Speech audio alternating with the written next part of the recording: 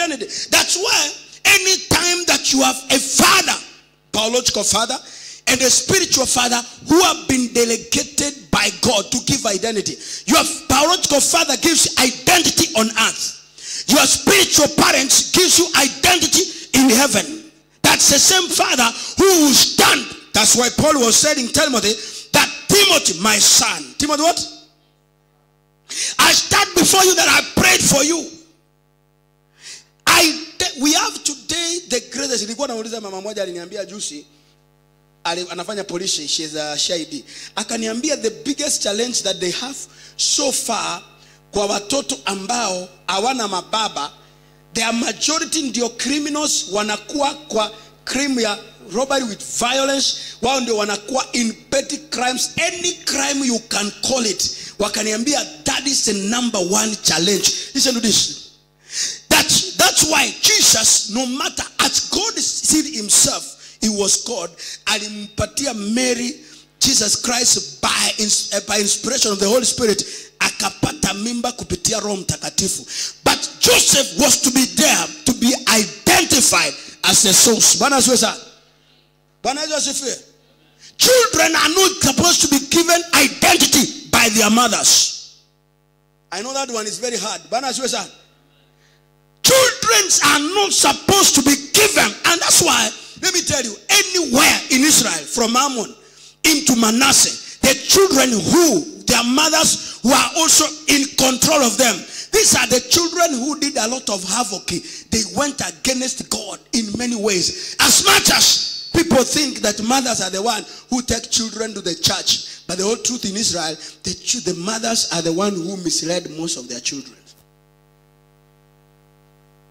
Biological, they give identity. Listen to this. In Luke chapter number 1, verse number 63, the Bible says, when John was born, when John was given birth, when John was born by his parents, the father alikuwa bubu Zakaria. Maandiko nasema the clanmen and everybody came to name him. Wamutaje John. Bwana asifiwe sana. What did the Bible says? After that, can we read Moses to number, let's start from 60s. What happened from number 50, actually 58. Let's start from 58. 58, then we go down. Can we read it very carefully? Okay, let's read 1, 2, 3, let's go.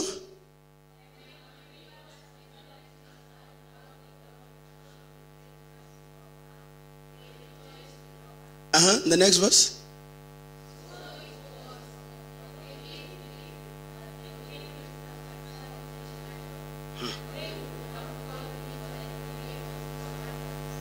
In other words, the neighbors wanted to bypass. What did the mother say? What? I love that woman. That is a woman of grace. Sema grace. What did they say?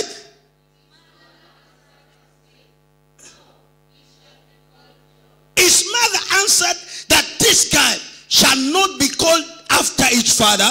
It shall be called John. But this name, it was given by Zachariah. By what? Let's go. What the Bible says?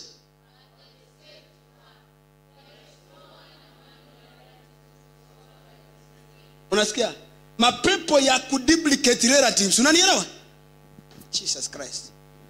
Demons that could duplicate relatives. Now, people know. Mama akasema huyu mtoto ataitwa John. And they did not know the meaning of the word John. Listen, let's go to the next verse. Verse 3 now.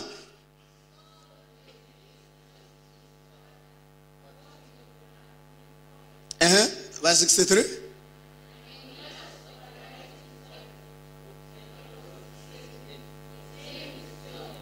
And they all, I said they all did what? They all were surprised. So even naming, doing what? Because women could name children as by circumstances.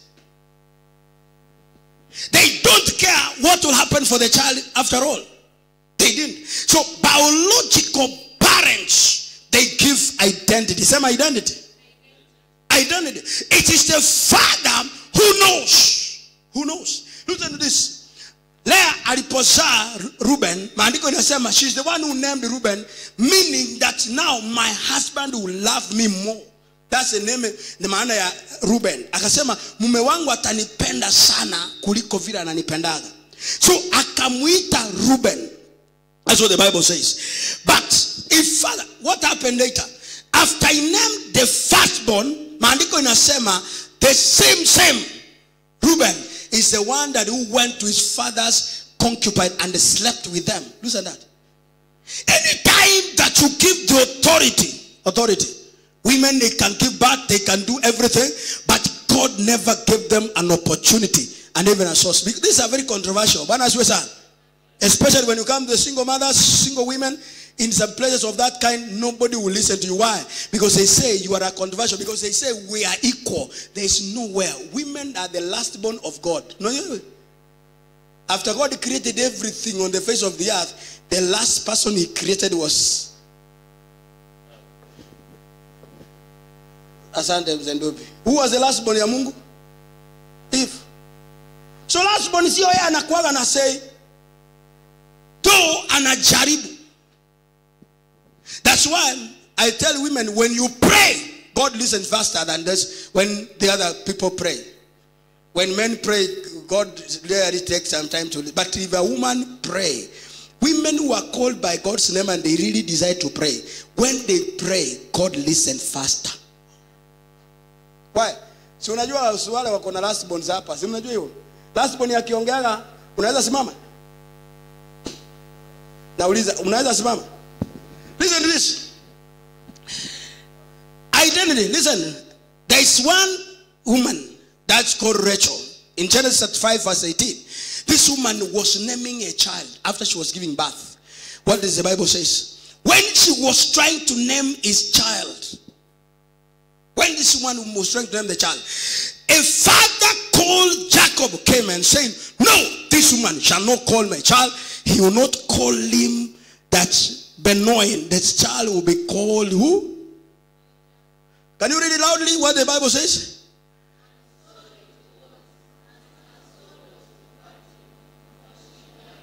She called the name of his son Benjamin what? I said she called him what? Benoin. The meaning of the word Benoin, it means the son of my sorrow. The son of what? What did the father come? The man who was the father, he changed it immediately. Bwana asiwe sana.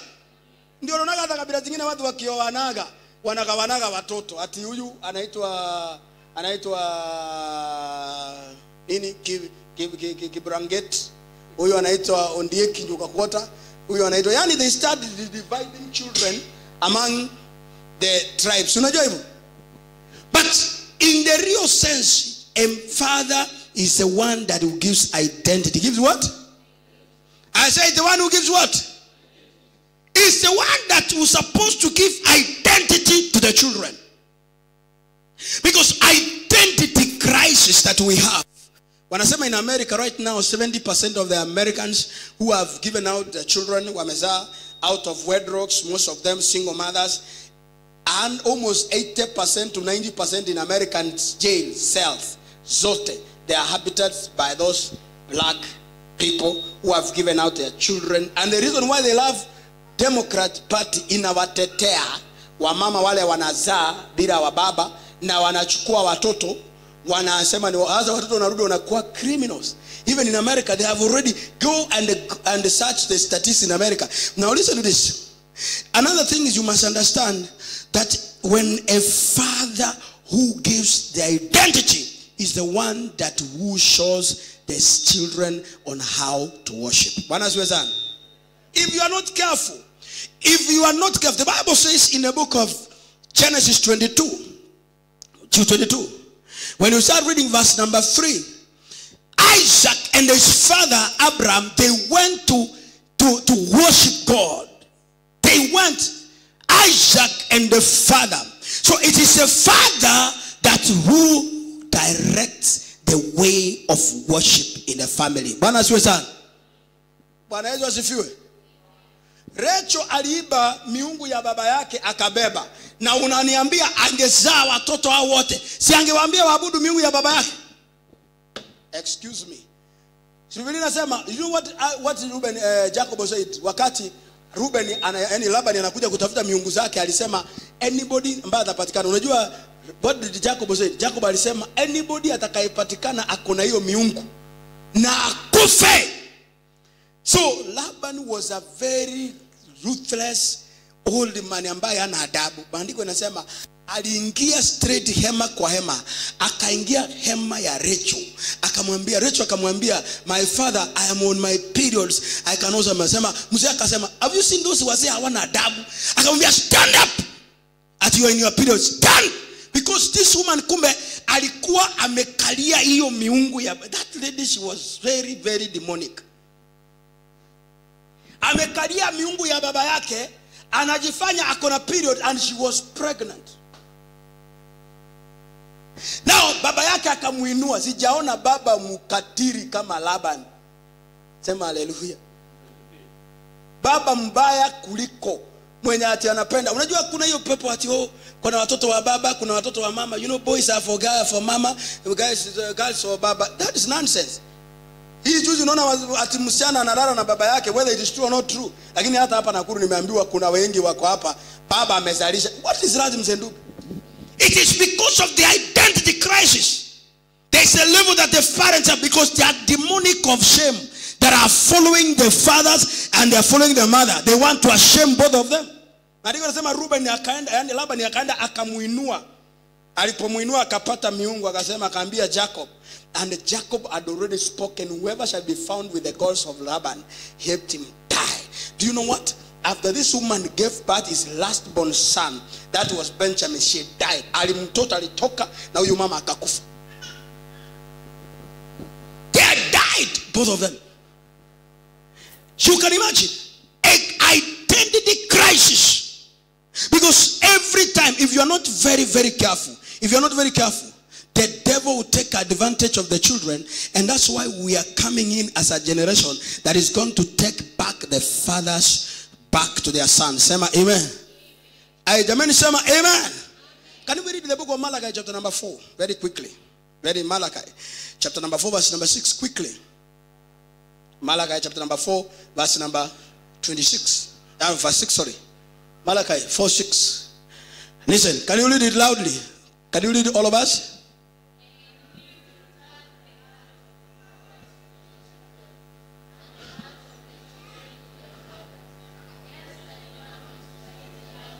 I will turn the hearts of the children to what? Unaweza pata mama anageuza watoto kabisa, watoto wanakalia baba yao.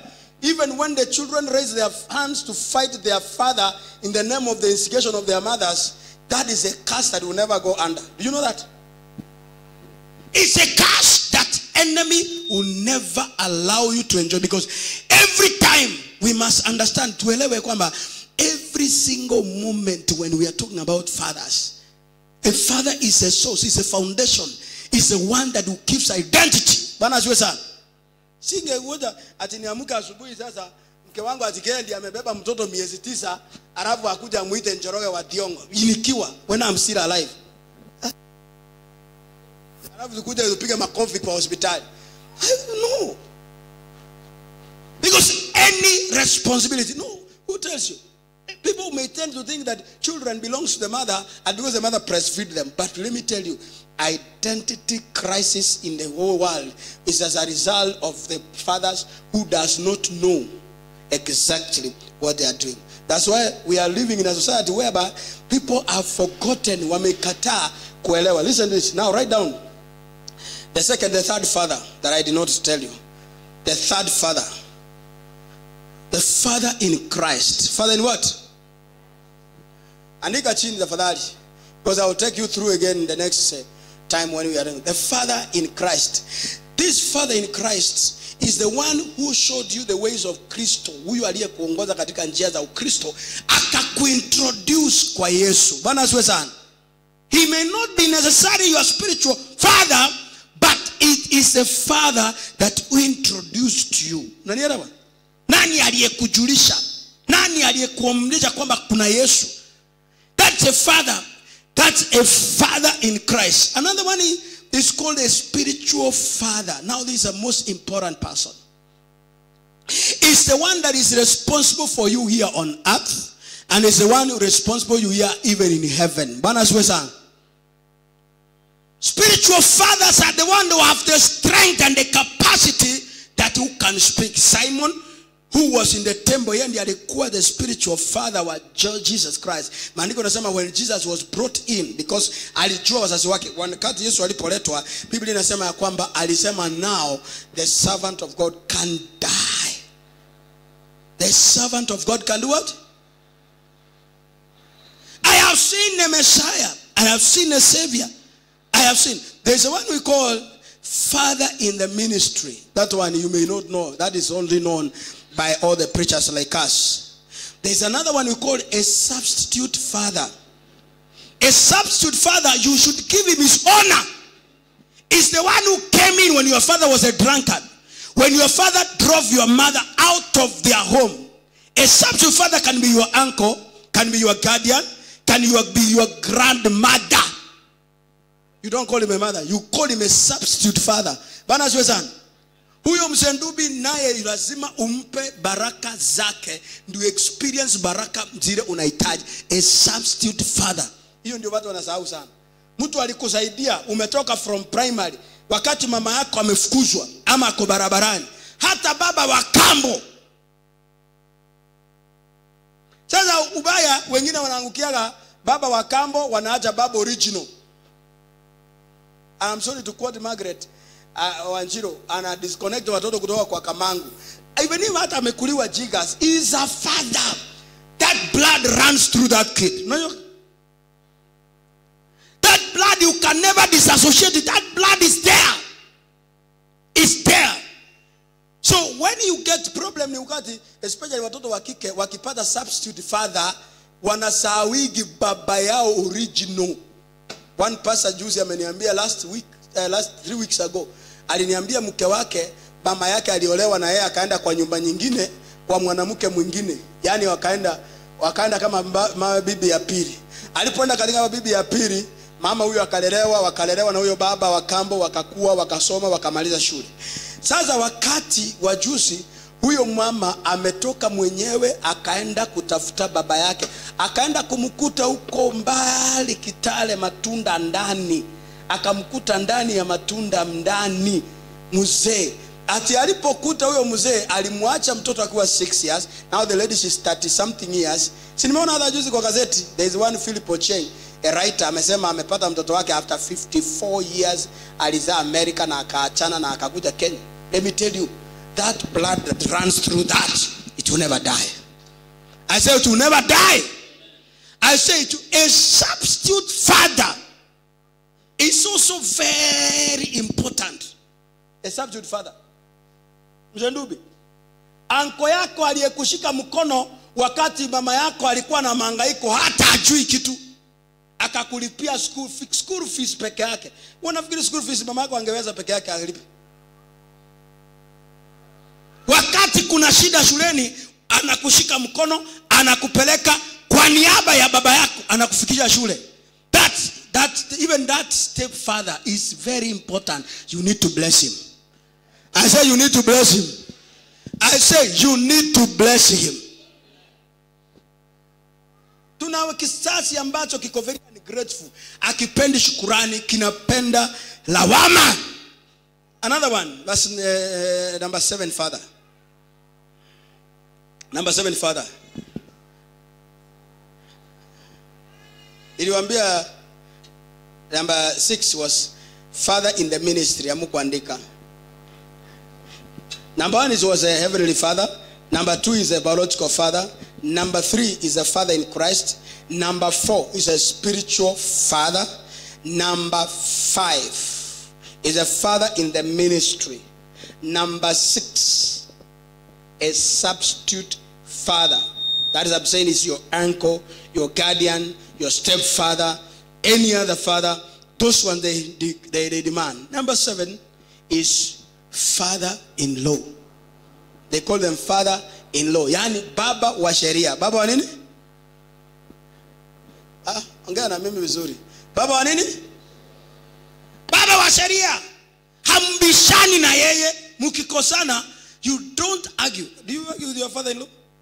Unaweza hata kama amekukashirika mpaka juu. Can you stand against your father-in-law? Naona some people who are very idiotic, who does not know, not leave alone the culture. Standing. Moses, the man, the Bible says, Moses left his children, his 2 children and the wife Zipporah. He left them in the care of his father-in-law. Moses father-in-law akauliza, na huyu kijana anakuwa mhubiri, where is he? Maandiko inasema they started searching for Moses the pastor. The father-in-law ameshika watoto wawili, anasema kulingana na desturi yetu, kulingana nini? Watoto wakai hapa. Biblia inasema akashika watoto wa Moses na bibi yake Zipporah akawaambia tuende in a mission of searching your father. Searching what? Alipopata Moses akamwambia, brother, nimekukuta hapo unaendelea na washirika wanakusumbua. You know the father-in-law waited for Moses to talk to him. It is very evil that your father-in-law, my father-in-law comes here ati niko na watu kwa hiyo ofisi nikaa hivi sasa na yeye akae kwa line because nimekuwa mkubwa. When you are demon possessed, full of the devil, you can make your father-in-law wait. That's what Moses did. Moses made his father-in-law to wait for him. Unajua father-in-law aliingia asubuhi mapema sana. Unajua father-in-laws wale wa genuine hawakujagi nyumbani saa 6. Ama inakuwaje mzee Ndubi? Father-in-law ana saa 12 unasikia baba hako nje. Unauliza kuna any problem? No. Why? Because he want to go back. Alalagi kwa watoto. Alali what? Si wale father-in-law anakujaga kwa watoto hata ndio na anatoa koti anahangi kwa penye baba mtoto yake anahangi. You know, their father-in-law, yani baba katika sheria. Baba katika nini? Jinsi ya kumsalimia, jinsi ya kuongea na yeye, unaongea na adabu nyingi. Hata kama siku hiyo adabu imepotea, akionekana unajiorganize. Amina kwaje ndangu?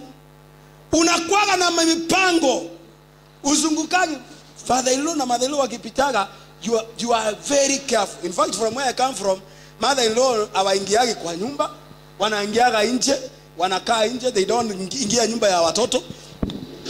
Na hiyo si kidemon, hiyo ni kimaandiko, because anazuia. Mother-in-law akikuona uchi nirangu, you are under a curse, extremely a curse. Na si ati ni culture, it is real. So a father-in-law, Moses came, maandiko yanasema baba-in-law Moses aliingia asubuhi, akawatch Moses kutoka asubuhi mpaka jioni. Moses hajatokea, amekaa tu, watu wanaingia counseling. Alipomaliza ndiye akaambiwa, kuna mzee mmoja pale ako na watoto wawili na mama mmoja. Na ni wewe anaona. Kuamka akaona father-in-law akamsalimia. Akamwambia, boss, chukua watoto wako na bibi yako, nimekuletea. Waachana na kusumbua, nimekuletea, lakini nimeona uko na kazi nyingi sana.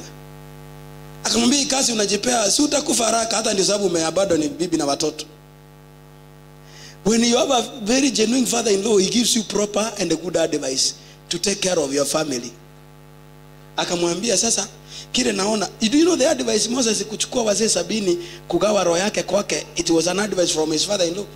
Yeye alimwambia, sasa badala naona vile unateseka, maana tangu nikuja hapa asubuhi hujaniona.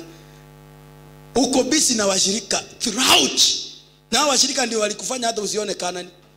So brother, hawa ndugu zako, watoto wako ni wa muhimu. Sasa kitu utafanya, hesabu wazee tu kama kina Ndubi, wazee wa miaka hivyo, roho yako gawa juu yao. Na waambie hiyo roho ikiwa juu yako ikuwa juu yao, wakaage vikundi. Hii crowd utamalizana, otherwise utakufa. And that's how Moses did, as the instruction of the father-in-law. Father-in what? Baba katika sheria. Baba katika nini? Father of delegation. It's mother of delegation. It was an advice from the father-in-law. He came very early.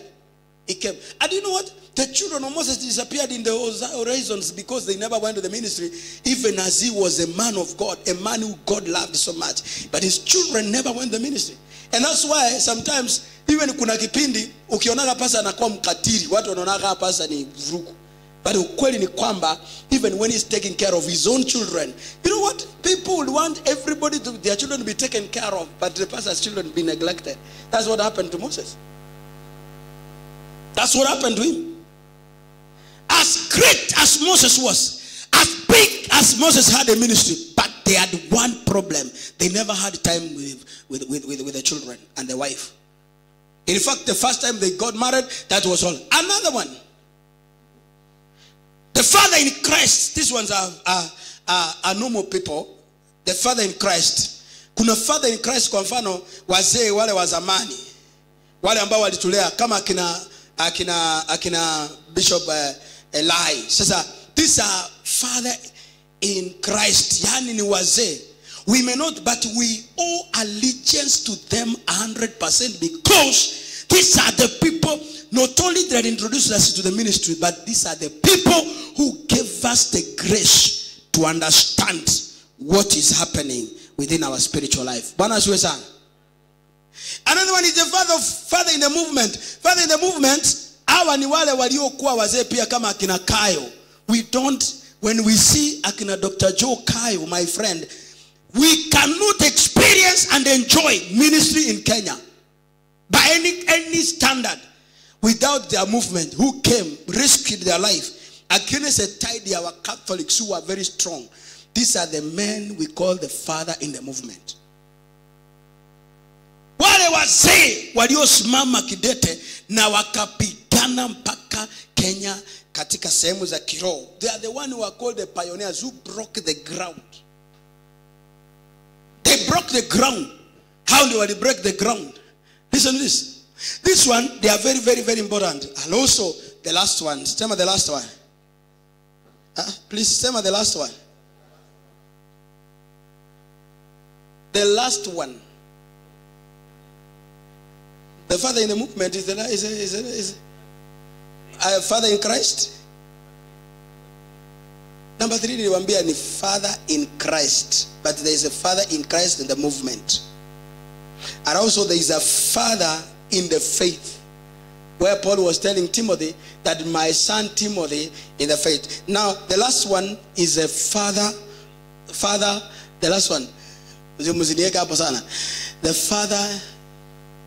The father in sin. Andika yo. The father in what? Father in sin. Father of sin. That's the devil. It's called the father. It's called what? Aye. It's called what? Don't ignore him. Don't do what? Aye. Don't do what? The father of sin. Huyo ni wa muhimu sana ndugu yangu. Huyo ni wa muhimu sana. Kwamba you are carefully, watchfully, faithfully taking care of him. Rest. He deceives you. These are the fathers. Different kinds of fathers. Listen to this. This father. Now, listen to this. Father, in other senses of it, when they give, father also, they give security. They give what? Security. Another one is sense of belonging. Sense of belonging. Saa hii kuna watu wanatumiaga majina ya the Nyandusis. For example, I'm just giving an example. Kuna mtu nilipata Nairobi wanatumia jina Muigai. Family ya Muigai. Akaniambia sisi ni family ya Muigai kina Kenyatta. Yani because of the big name, they want to have what they call a sense of beginning. Yani they want to have a belonging. They want to have a belongings. And you must take care. Take care. Take care. Take care. I tell you, the people, the devil is very cunning. Let me tell you. Kama wewe uko huku na unajua you are not connected. Paul anasemaje? There may be over 10,000 instructors. How many? How many instructors? 10,000. And let me tell you, Mzendubi, listen to this. Listen to this. If you want a blessing, connect your father in the faith, and your biological father, they are all alike. Hawa ni watu wameshikana pamoja. And the enemy man born, because when your father curses you, when Reuben was cursed by his father, that was Jacob. The man who came to reverse the curse, it was Moses the pastor. I said it was Moses the pastor. Moses was a spiritual father, though the Aaron and the rest of the people were all the priests in that time. But Moses was a spiritual father for the entire Israel. These are the people that you must understand. That you must look at the level of understanding. A level of understanding. How? How? Because all of us, wale wote tuko hapa, tunajua. Let me tell you, honestly speaking, there are some blessings that you may look for them everywhere. You will never get them. There are blessings that you may look them everywhere. Everywhere, every place, every corner, every direction. Everywhere you look for those directions, for those blessings, but you will never get them unless the spiritual father, that is the one that was supposed to speak. Listen to this. Chapter number 27, verses number 4 in the book of Genesis. Chapter number 27, the book of Genesis. Chapter number 27, verse number 4, the book of Genesis.